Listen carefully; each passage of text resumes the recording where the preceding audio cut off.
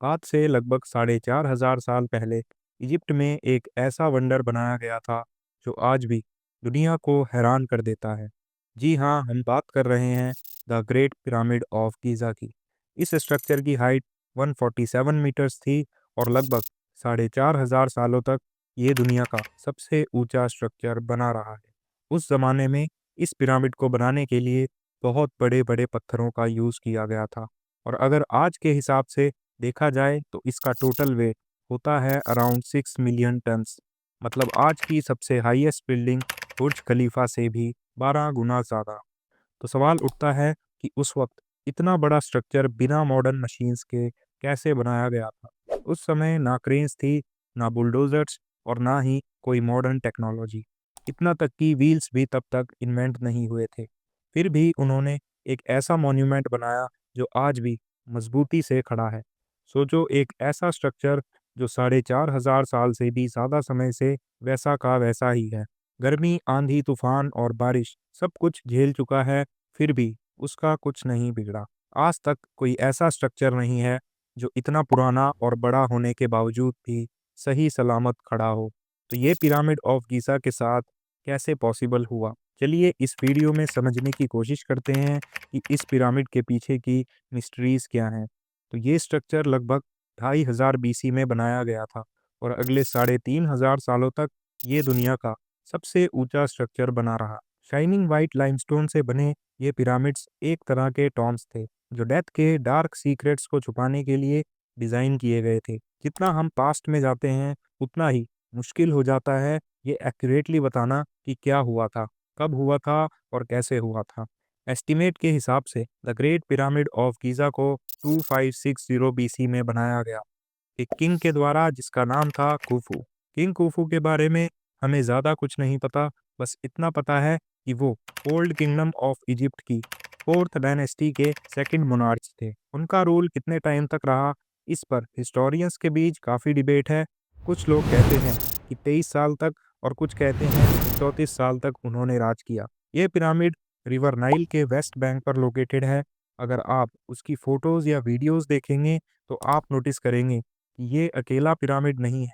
उस जगह पर और भी 2 पिरामिड्स बने हुए हैं। इन तीनों में से सबसे बड़ा और सबसे फेमस पिरामिड है the great pyramid of Giza. Great pyramid of Giza को पिरामिड ऑफ खुफू भी कहा जाता है। इससे थोड़ा छोटा है पिरामिड ऑफ काफरे, जो इजिप्ट का सेकंड लार्जेस्ट पिरामिड है। ऐसा माना जाता है कि ये खुफू के बेटे काफरे ने बनवाया था। और तीसरा सबसे छोटा पिरामिड है पिरामिड ऑफ मिनकोरे, जिसे काफरे के बेटे ने बनवाया था। ऐसा कहा जाता है ये तीनों पिरामिड्स उस एरा के कुछ ही सर्वाइविंग मॉन्यूमेंट्स हैं। इनके अलावा वहाँ पर कई बरियल टॉम्ब्स और कुछ छोटे पिरामिड्स भी मौजूद हैं। इजिप्ट में टोटल 118 पिरामिड्स हैं, अलग अलग शेप्स और साइजेस में, लेकिन इनमें से कई पिरामिड वेदरिंग की वजह से खराब हो चुके हैं।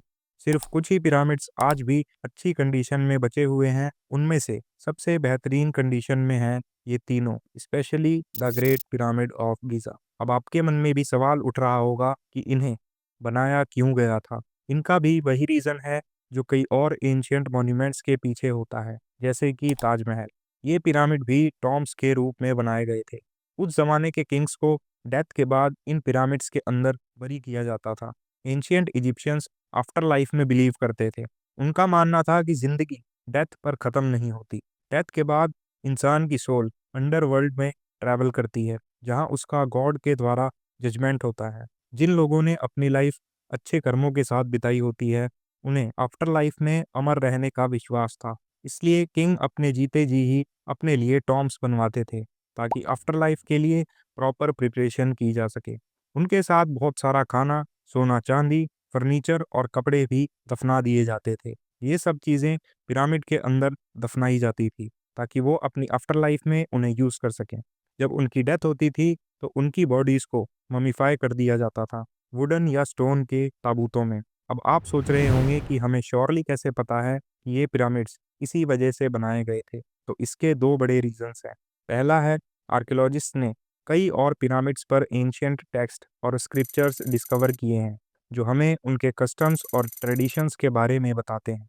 दूसरा है कि इजिप्ट और सूडान में जितने भी हिस्टोरिकल पिरामिड्स हैं, उनमें से मेजॉरिटी को टॉम्स के रूप में चूज किया गया था।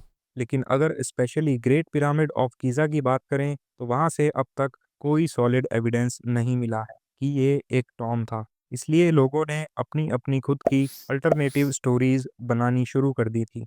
जब आर्कियोलॉजिस्ट ने ग्रेट पिरामिड में एंट्री की तो उन्हें वहाँ से खाली ताबूत मिला। ये ताबूत खूफू का माना जाता है और जो ट्रेजर्स और वैल्यूएबल आइटम्स उस ताबूत के आसपास होने चाहिए थे, ऐसा माना जाता है कि वो सब लूट लिए गए थे।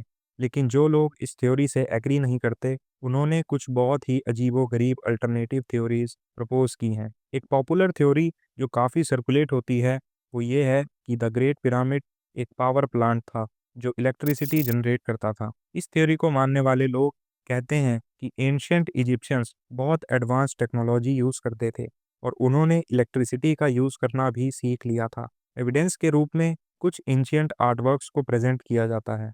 इजिप्ट के कुछ पुराने टेम्पल्स की वॉल्स पर ऐसे आर्टवर्क्स मिले हैं जिनके बेसिस पर ये क्लेम किया जाता है कि इजिप्शियंस ने लाइट बल्ब इन्वेंट किया था। इनका कहना है कि उन्होंने लाइट बनाई थी, लेकिन बाद में वो टेक्नोलॉजी भुला दी गई या आगे पास ऑन नहीं की गई। लेकिन जैसे मैंने पहले भी कहा था, जब किसी चीज़ का प्रॉपर एविडेंस नहीं मिलता, तब कॉन्स्पिरेसी थ्योरीज पैदा हो जाती हैं और इनमें से ज़्यादातर थ्योरीज का कोई लॉजिकल सेंस ही नहीं बनता।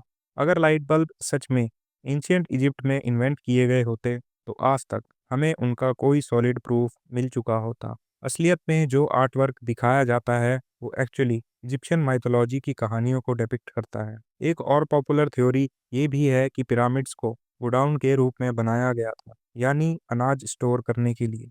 ये थ्योरी 1998 में अमेरिकन पॉलिटिशियन बेन कार्सन ने प्रपोज की थी। उनके वर्ड्स में ये उनकी पर्सनल थ्योरी थी। खैर, आज के टाइम में तो ये बिल्कुल क्लियर है और सारे हिस्टोरियंस एग्री करते हैं कि great pyramids of Giza tomb ही थे। उस जमाने में लोगों का मानना था कि जितना ज़्यादा ट्रेजर और फूड टॉम के अंदर होगा, किंग के लिए उतनी अच्छी आफ्टर लाइफ होगी। अब आते हैं सबसे बड़े सवाल पर, जो इन पिरामिड्स का सबसे मिस्टीरियस एस्पेक्ट भी है। ये पिरामिड्स बनाए कैसे गए थे? 147 मीटर ऊंचा स्ट्रक्चर, वो भी मैसिव पत्थर के ब्लॉक्स यूज करके। उस समय लोगों ने ये सब कैसे बनाया, वो भी बिना मॉडर्न टूल्स के? ये पत्थर के ब्लॉक्स का वेट 2.5 टन से लेकर 80 टन तक था। हर एक स्टोन को इतनी परफेक्शन से क्रेव किया गया था, जबकि उस टाइम कोई मॉडर्न कार्विंग टूल्स भी नहीं थे। और फिर ये स्टोन्स एक के ऊपर एक स्टैक कैसे किए गए, जब लोगों के पास व्हील का यूज भी नहीं होता था? और सबसे सरप्राइजिंग बात तो ये है कि इनकी कंस्ट्रक्शन का काम सिर्फ 20 सालों के अंदर कंप्लीट कर दिया गया था। काफी टाइम तक लोग मानते थे कि स्लेव्स ने पिरामिड बनाए हैं। ये आइडिया सबसे पहले ग्रीक हिस्टोरियन हेरोडोटस ने दिया था 5th सेंचुरी बीसी में। लेकिन आज के टाइम में हमें पता है कि ये सच नहीं था। जो लोग पिरामिड्स बना रहे थे, वो हाईली स्किल्ड लेबर्स थे। उनके साथ ना तो बुरा बर्ताव होता था, ना ही उन्हें भूखा रखा जाता था। इन वर्कर्स को बहुत अच्छा खाना दिया जाता था, इतना अच्छा कि वो लोग उस समय के एवरेज इजिप्शियन सिटीजन से ज़्यादा स्ट्रॉन्ग और हेल्दी हुआ करते थे। ये लोग कंस्ट्रक्शन साइट के पास ही छोटी-छोटी सिटीज़ में रहा करते थे, जहाँ उनके लिए स्पेशल अरेंजमेंट्स भी किए जाते होंगे। अलग-अलग कम्युनिटीज़ उनकी मदद करती थी, हर सीज़न के हिसाब से। जैसे कि फार्मर्स फार्मिंग का काम कम होने पर कंस्ट्रक्शन में उनकी हेल्प करते थे। एक तरह से देखा जाए तो पूरा किंगडम मिलके इस नेशनल प्रोजेक्ट में अपना योगदान देता था। सभी लोग अपने किंग के लिए बहुत ही लॉयल हुआ करते थे। एस्टिमेट के अकॉर्डिंग 20,000 से 30,000 वर्कर्स ने पिरामिड की कंस्ट्रक्शन में हिस्सा लिया था। इस प्रोजेक्ट में यूज हुए थे 5 million tons of limestone, 8,000 tons of granite और 5 लाख टन्स ऑफ मोटार। ज़्यादातर मटेरियल्स लोकल एरियाज जैसे कि साउदर्न इजिप्ट से ही लाए गए थे, जो कि इस साइड से लगभग 800 किलोमीटर की दूरी पर थे। अब सवाल ये उठता है, इतने बड़े बड़े पत्थर काटे कैसे गए होंगे? उस समय सबसे कॉमन मेटल हुआ करता था कॉपर, तो टूल्स भी कॉपर के होते होंगे।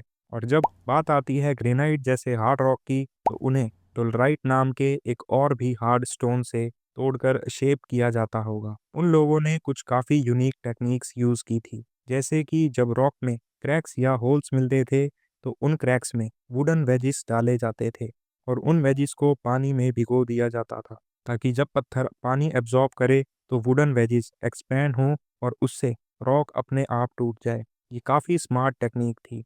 अब एक बड़ा सवाल ये है कि इतने बड़े-बड़े स्टोन्स को मूव कैसे किया गया होगा?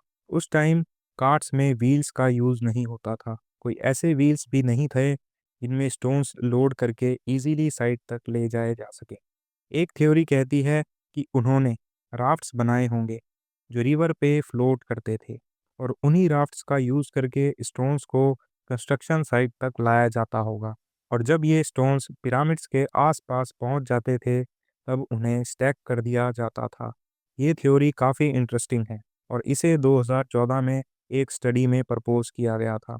इस थ्योरी का बेस थी एक 1900 बीसी की एंशियंट पेंटिंग जो एक टॉम में मिली थी। इस पेंटिंग में आप देख सकते हो कि 170 लोग एक बड़े स्टैच्यू को स्लेजिस पर खींच रहे हैं, और अगर आप पेंटिंग को क्लोजली देखें तो आप नोटिस करेंगे कि एक आदमी स्टैच्यू के सामने सैंड पर पानी डाल रहा है। शुरू में आर्कियोलॉजिस्ट ने सोचा था कि ये पानी डालने का काम रिचुअल या ट्रेडिशन का हिस्सा हो सकता है, लेकिन जब साइंटिस्ट डैनियल बॉन और उनकी टीम ने इसका टेस्ट किया तो पता चला कि जब सैंड में एक स्पेसिफिक अमाउंट ऑफ पानी डाला जाता है तो ग्राउंड और ऑब्जेक्ट के बीच फ्रिक्शन भी कम हो जाता है और चीज़ों को वेट सैंड पे खींचना आसान हो जाता है। जब ये बात समझ आई तो अगला क्वेश्चन ये उठा कि इतने भारी स्टोन्स को एक दूसरे के ऊपर कैसे रखा गया होगा, वो भी बिना हैवी मशीनरी यूज़ किए। नॉर्मली हम पुली सिस्टम यूज़ करते हैं स्टोन्स उठाने के लिए, लेकिन जैसे मैंने पहले बताया उस ज़माने में इजिप्ट में व्हील्स का भी यूज़ नहीं होता था। कहा जाता है कि उन्होंने बहुत ही एफिशिएंट रैंप सिस्टम बिल्ड कर दिया था। 2015 में एक टीम ऑफ आर्कियोलॉजिस्ट ने 4,500 साल पुराना वुडन रैंप अनकवर किया। स्कॉलर्स का कहना है कि रैंप कुछ इस तरह से बनाया गया होगा कि ग्राउंड से सीधा स्लोप बना के ऊपर तक रॉक को ले जाया जाता होगा। इस स्लोप पर स्टोन्स को ऊपर ले जाने के लिए उन्होंने यूज़ किए होंगे वुडन पिलर सिस्टम्स, और फिर रोप्स को उन पिलर्स के चारों तरफ बांधकर स्टोन्स को ऊपर खींचा गया होगा। जैसे कि आप स्क्रीन पर आर्ट वर्क में देख सकते हो, ये थ्योरी साइंटिस्ट जोसेफ वेस्ट ने 2014 में सजेस्ट की थी। इस थ्योरी के अकॉर्डिंग जब पिरामिड का एक लेवल पूरा हो जाता था तब वो नया स्लोप बनाते थे, और ये इंश्योर करने के लिए कि स्लोप का एंगल बहुत स्टीप ना हो, वो स्लोप को काफ़ी लंबी दूरी तक बनाते थे। दूसरी थ्योरी में सजेस्ट किया गया कि वो लीवर का यूज़ करके स्टोन्स को ऊपर स्टैक करते होंगे। बेसिकली उन्हें एक मिडल पॉइंट लेना होता था जो ऊंचा भी हो, और उस पर एक लंबा पोल रखा जाता था और पोल के दूसरे साइड पर वेट रखा जाता था, जिससे स्टोन को उठाना, घुमाना और सही जगह पर रखना आसान हो जाए। स्कॉलर्स मानते हैं कि इजिप्ट में एक सिमिलर सिस्टम था जिसे सडूफ कहा जाता था। ये हजारों सालों से यूज़ हो रहा था, और वही मैकेनिज्म रिवर नाइल से पानी निकालने के लिए भी इस्तेमाल किया जाता था ताकि वो अपने खेतों को सींच सकें। ये थ्योरीज काफ़ी फैसिनेटिंग लगती हैं, लेकिन इन सब थ्योरीज को यूज़ करने से कंस्ट्रक्शन टाइम में इनकंसिस्टेंसी आ सकती थी। हम जानते हैं कि पिरामिड्स 20 साल के अंदर कंप्लीट हुए थे, और अगर 20,000 लोग हर स्टोन को ऐसे ट्रांसपोर्ट करते तो हर स्टोन को हर 3 मिनट में प्लेस करना पड़ता, साल भर, दिन रात। ये काफ़ी अनलाइकली लगता है कि वो इतनी तेज़ी से काम करते होंगे। इसी वजह से ये मिस्ट्री आज तक बनी हुई है। दोनों थ्योरीज रीजनेबल लगती हैं, लेकिन ये कंप्लीटली एक्सप्लेन नहीं करती कि एग्जैक्टली क्या हुआ था। और फाइनली कंस्ट्रक्शन का लास्ट स्टेप था पिरामिड की आउटर मोस्ट लेयर, जो फाइन वाइटिश लाइमस्टोन की बनती थी। इसका मतलब था कि जब सनलाइट उस पर पड़ती थी ये पिरामिड्स वाइट ब्रिलियंस के साथ चमकते थे। अब कंस्ट्रक्शन से डिज़ाइन की तरफ बढ़ते हैं, जो बहुत ही फैसिनेटिंग है। क्या आप जानते हैं कि पिरामिड्स इस तरह डिज़ाइन किए गए हैं कि उनके डायरेक्शंस बिल्कुल नॉर्थ, ईस्ट, साउथ और वेस्ट की तरफ पॉइंट करते हैं? पर ये कैसे मुमकिन है? तब ना ही कंपास होते थे और ना ही कोई मॉडर्न टेक्नोलॉजी जैसे जीपीएस। इस मामले में रिसर्चर्स ने अपने थियोरेटिकल एक्सप्लेनेशंस दिए हैं कि इजिप्शियंस ने इतनी एक्यूरेसी से ये कैसे अचीव किया होगा। एक पॉपुलर थ्योरी कहती है कि वो लोग ऑटम इक्विनॉक्स को फॉलो करते थे, यानी जब ग्राउंड पर शैडो बिल्कुल सीधी लाइन में ईस्ट और वेस्ट की तरफ होती थी, वो उसे फॉलो करके डायरेक्शंस का पता लगाते थे। दूसरी थ्योरी कॉन्स्टलेशंस से जुड़ी हुई है। माना जाता है कि इजिप्शियंस ने अपने डिज़ाइन को अलाइन करने के लिए आसमान के स्टार्स का यूज़ किया होगा। 1989 में रॉबर्ट बॉवल, जो एक ऑथर और इजिप्टोलॉजी एंथुसियास्ट थे, उन्होंने ओरिजिन कोरिलेशन थ्योरी प्रपोज की। उनका कहना था कि गीज़ा के 3 पिरामिड्स ओरिजिन्स बेल्ट के 3 स्टार्स की तरह अलाइंड हैं। वो मानते थे कि अलाइनमेंट जानबूझकर किया गया था, ये दिखाने के लिए कि एंशियंट इजिप्शियंस एस्ट्रोनॉमी जानते हैं। उनका कहना था कि वो रात को स्टार्स को ट्रैक करते थे और उनके हिसाब से वो अलग-अलग क्रॉप्स को सर्टेन टाइम पर हार्वेस्ट करते थे। आज भी कुछ लोग क्लेम करते हैं कि पिरामिड्स एलियंस ने बनाए थे, क्योंकि उनका मानना है कि ह्यूमंस के लिए ये इम्पॉसिबल था। मेरे ओपिनियन में ऐसी थ्योरीज साइंटिफिक थिंकिंग के प्रिंसिपल के अगेंस्ट हैं। ये शॉर्टकट मेथड है चीज़ों को नकारने का जब हम आंसर ना ढूंढ पाएं। बेटर है कि हम वो फैक्ट्स एक्सेप्ट करें जो हम जानते हैं, और जो नहीं जानते वो क्लियरली बताएं, ताकि अगली जनरेशन के आर्कियोलॉजिस्ट और हिस्टोरियंस उन पे रिसर्च कर सकें और कंप्लीट सॉल्यूशन या एक्सप्लेनेशन डिस्कवर कर पाएं।